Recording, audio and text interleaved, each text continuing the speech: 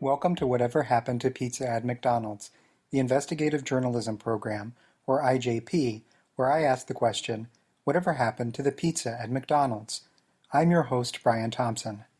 For over a year now, I've devoted nearly all of my time and resources to figuring out why McDonald's stopped serving pizza in the mid to late 1990s.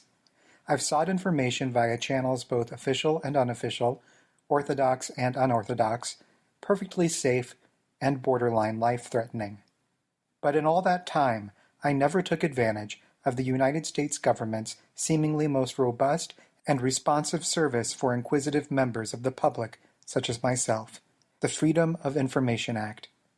I had assumed filing a Freedom of Information Act request would require some kind of background check that would ultimately end up in me having to pay a backlog of parking tickets that have been unjustly hovering over me since 2012, when my grifter nemesis, Monroe Boswell, fraudulently registered a broken-down PT Cruiser in my name and abandoned it outside an Encino, California Chili's restaurant.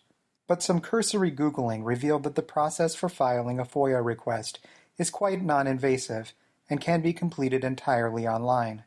So, several weeks ago, I officially petitioned the Federal Bureau of Investigation to send me any documentation they might have as to the discontinuation of the McDonald's pizza program.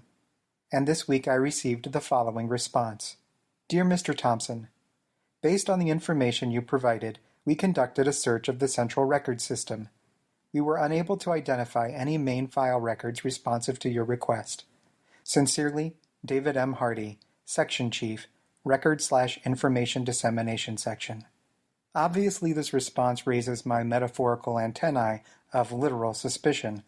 Assuming the FBI could not uncover any criminal activity related to the termination of the McDonald's pizza program, I find it almost impossible to believe that there was no investigation at all. How plausible is it that one or more FBI agents, upon visiting their favorite McDonald's for lunch and discovering the delicious pizza offering stricken from the menu, didn't immediately bring the full force of their powers to sussing out an explanation? The answer, in my personal opinion, is not very plausible. So I sought out the expertise of someone with experience challenging the FBI's official reports. I Googled the phrase, FBI is bad, who thinks that, and pulled up several articles and audio clips featuring radio host Mike Rivero, a former child actor, NASA employee, and special effects artist on such programs as Star Trek and We're Back, A Dinosaur Story. Mr. Rivero expresses his skepticism of government agencies on a daily basis through his radio show entitled What Really Happened. Here is a sample of Mr. Rivero's program, wherein he offers an iconoclastic reaction to the September 11, 2001 attacks on New York's World Trade Center. Today is the 11th anniversary of 9/11, and if you've been looking at the corporate media, I mean, they are layering the schmaltz on with a trowel. They're just shoveling it hard as they can. And I remember the instant I turned on the TV and they were already screaming about Osama bin Laden, I said, this is a fraud. This is a hoax. This is the new Pearl Harbor that the Project for the New American Century was talking about. They needed to implement their plans to transform the United States into a military conqueror of the world. Fascinating if true. And even if not, I knew I had found someone unwilling to accept the FBI's response to my pizza inquest. So I picked up the phone and sought Mr. Rivero's unique perspective on my investigation.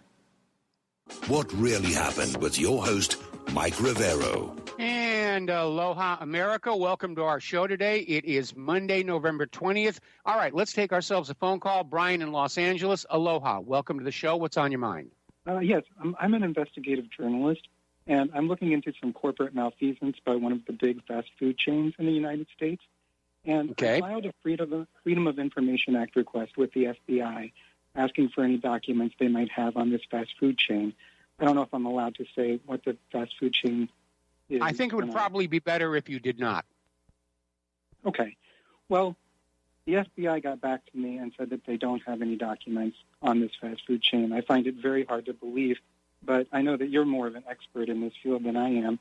I was wondering if you could tell me if I could trust the FBI, and if I can't trust the FBI to tell me the truth about this, is there any alternative method for tracking down government documents about corporate malfeasance from a fast food chain? First of all, you can't trust the FBI. That's a given. But it all depends on what you think is going on, because the FBI would be involved only in the case of a criminal investigation of some kind. If it's something else that's going on, there may be you might want to be talking to like a Better Business Bureau or people like that, and just see if there have been complaints.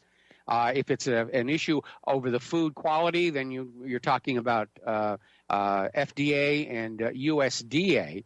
But again, corporations are unfortunately protected by our system in this country. I see. Well, there are a couple of issues going on here. The main crime, as I see it, and I don't know if this is a crime in and of itself, but I feel like this fast food chain introduced a menu item that was basically a slam dunk, something that everybody in the world would want. And Yes. It mysteriously disappeared several years ago, I believe under suspicious circumstances, although I can't prove anything. Although in the course of my research, I did uncover a very suspicious murder in a town, which was the last town where the restaurant. I'm sorry, I'm trying to figure out a way to talk around the name of the company. Okay, well let me cut in here a little bit, because restaurants will add and delete items from the menu based on how well they're doing, and also the supply chain. You've probably heard that over at McDonald's, the McRib is back. Well, they bring it back any time that they have got a source for pork that's cost effective for them to put into the buns. The same thing with Subway. They brought their Reuben back. And very often the menus are dictated not just by customer preference, but by the ability to acquire the raw materials for the meal at a suitable price, so that they can sell it at a price the customers are comfortable paying and still maintain a profitable markup. So I think what you need to be doing right now, though, is rather than talking to a talk radio host, is that you maybe need to consult with a lawyer or some other form of investigator and put your skulls together on this one, because I really don't have anything more to help in this question, other than to say that, as a matter of fact, the FBI cannot be trusted. But unless it was a criminal investigation, unless it crossed state lines, the FBI would not really be involved anyway. Merely removing an item from a menu is hardly a criminal offense. Anyway, Brian, thanks an awful lot for the phone call. We're going to let you go, get on back here to the news, after we do a shout-out to our on-air affiliates who are just now rejoining the network. Today's episode of Whatever Happened to Pizza at McDonald's is brought to you by Squarespace. You know about Squarespace. They make website easy. But did you know they still do? That's right. For a period of time, Squarespace has made website easy for all. Then, now, and tonight when you sleep. Squarespace, always making website easy. Do you know what happened to pizza at McDonald's? Do you remember it? Please send all correspondence to pizza@mcdonalds@gmail.com, to our Twitter page at pizza@mcd's, or through Facebook at facebook.com/pizza@mcd's.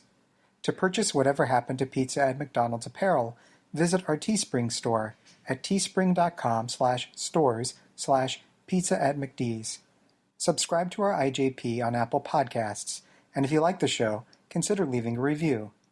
To provide financial support, visit patreon.com/pizza@mcd's, or to make a one-time donation, use our PayPal email address, pizza@mcdonalds@gmail.com.